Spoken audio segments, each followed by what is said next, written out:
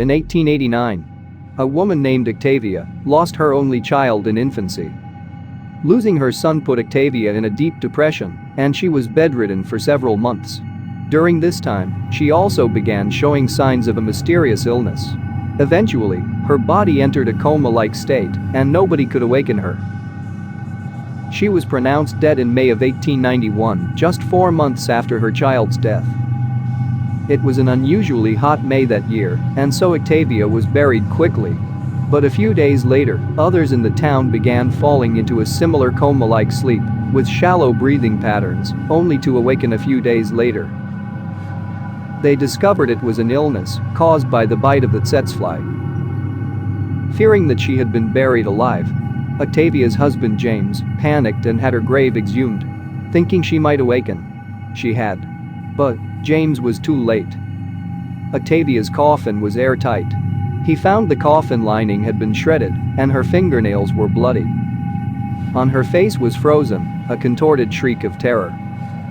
The traumatized James reburied Octavia and erected a lifelike monument of her that sits in the cemetery she rests in.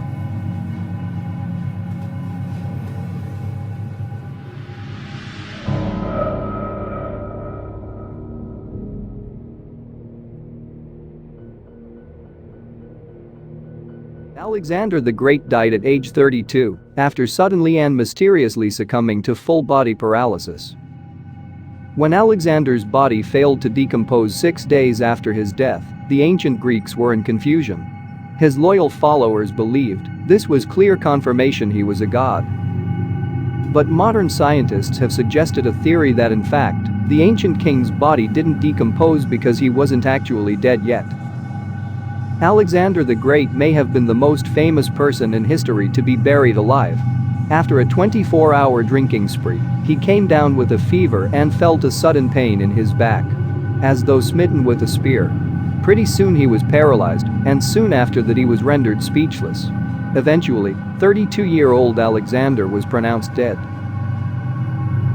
Back in the 4th century BC, doctors didn't use a patient's pulse to diagnose death, they used breath. And since Alexander was paralyzed, his body required less oxygen, and his breathing was kept to a minimum. Thus, with his pupils dilated and apparent lack of response to stimuli, doctors assumed he was dead when his mental faculties were completely intact.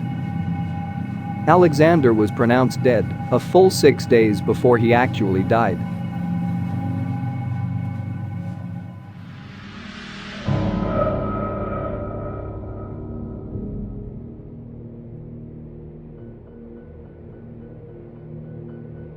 A London butcher named Lawrence Cawthorne fell fatally ill in 1661. His landlady was eager for his swift demise so that she could inherit his belongings. She confirmed that he was dead without a doctor's consultation and buried his body at a nearby chapel. Not long after his entombment, visitors and mourners heard screams and shrieks coming from the grave. When they dug him up, he had already passed away. When Cawthorne's grave was opened, the scene was terrifying. The burial robe was torn, and the corpse's eyes were swollen. His brain was out of his skull with mouth full of blood. His chest was black and purple, as if it was being hit continuously. And there was mud underneath his fingernails.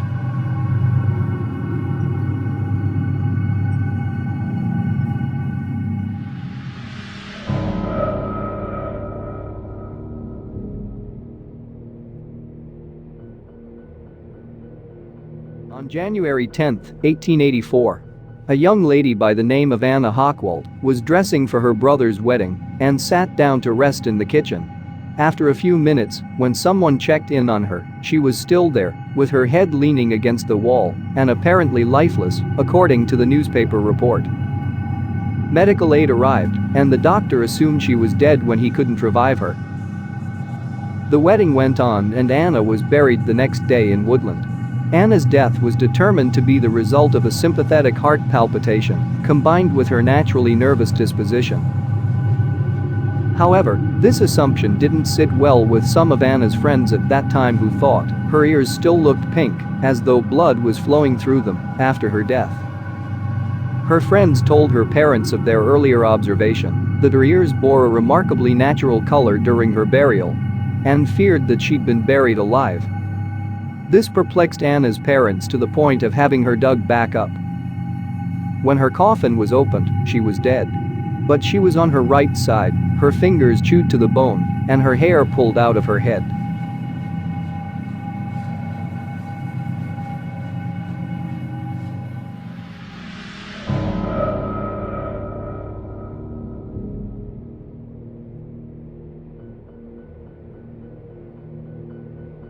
In 2013, a woman visiting a family tomb in Sao Paulo, Brazil, heard some faint noises coming from somewhere and then noticed the earth moving in a grave close by. She was terrified after witnessing a body started crawling out of the grave. It had its head and hands out and was moving its arms around, trying to get out. The woman first ran away screaming, but returned and called the emergency services, who found the man half buried in a plot of earth. The police rescued the man.